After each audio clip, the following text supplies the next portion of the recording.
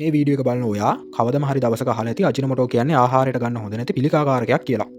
සමහරක් විට මේ වගේ කතා අහලා ඔයා මේ කතා ඇත්තක් කියලා පිළි අරගෙන අජිනමොටෝ අඩංගු ආහාර කන්න බය ඉන්න කෙනෙක් නම් මම යෝජනා කරනවා ඔයා මේක බලන්න ඕනේ වීඩියෝ එකක් කියලා. හැමෝම දන්න අජිනමොටෝ ගැන නොදන්න කතාව දොරටුවට එහා විශ්වය දකින අපෙන් මෙන්න මේ වීඩියෝ එක තුලින්.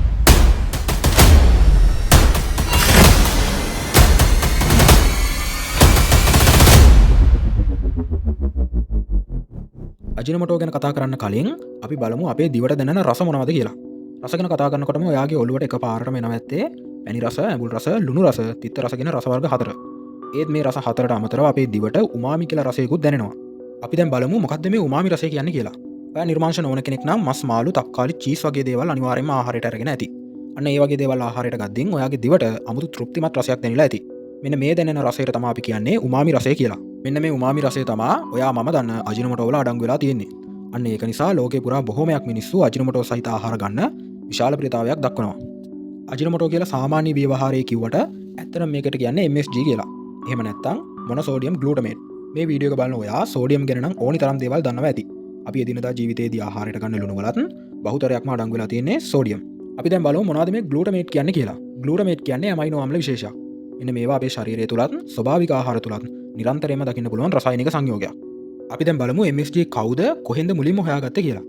වර්ෂ 1908 දී ජපානයේ කිකුනායේ කියන විද්‍යාඥයා විසින් මස් සහ චීස් වලට මෙච්චර රසයක් එන්නේ කියලා කරපු පරීක්ෂණයක ප්‍රතිඵලයක් විදිහට ග්ලූටමේට් කියන සංයෝගය හඳුනා ගන්නවා. ඊට පස්සේ ඔහු ආහාර රසකාරකයක් විදිහට MSG වෙළඳපළට රැගෙන ඉන්නේ ජපානයේ අජිනමොටෝ කියන සමාගමේ යටතේ. අන්න එහෙම තමයි MSG ලෝකේ පුරාම අජිනමොටෝ කියන නමින් ප්‍රසිද්ධ වෙලා තියෙන්නේ.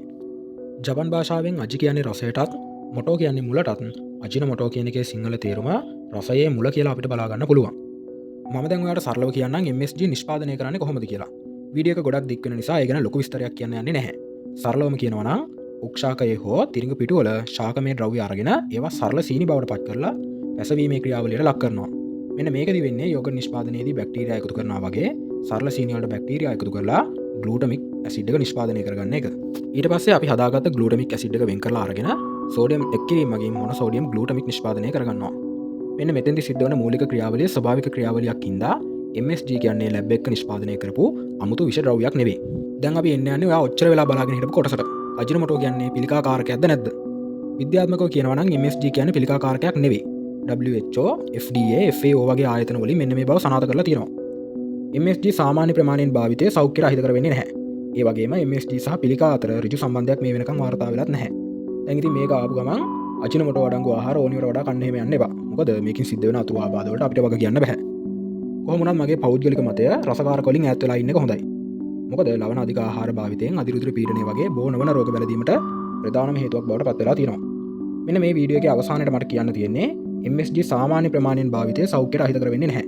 නමුත් ඉතින් ඕනම දෙයක් ඕනෙට වඩා ඕනෙම නැහැ කියනවනේ. මෙන්න මේකට හොඳම උදාහරණය ගංජා. ගංජා කියන්නේ ඉතාමත් හොඳ ඖෂධයක් වුණත් අධි මාත්‍රාවෙන් භාවිත කරපුවාම වෙන්නේ මොනවද කියලා ඔයාලට අමුතුවෙන් කියන්න ඕනේ නැහැනේ. මෙන්න මේ දේ ඔයාගේ ඔළුවේ තියාගන්න කියන ගමන් අද අපි අපේ වීඩියෝ එකේ අවසානයට ඇවිල්ලා ඉන්නේ.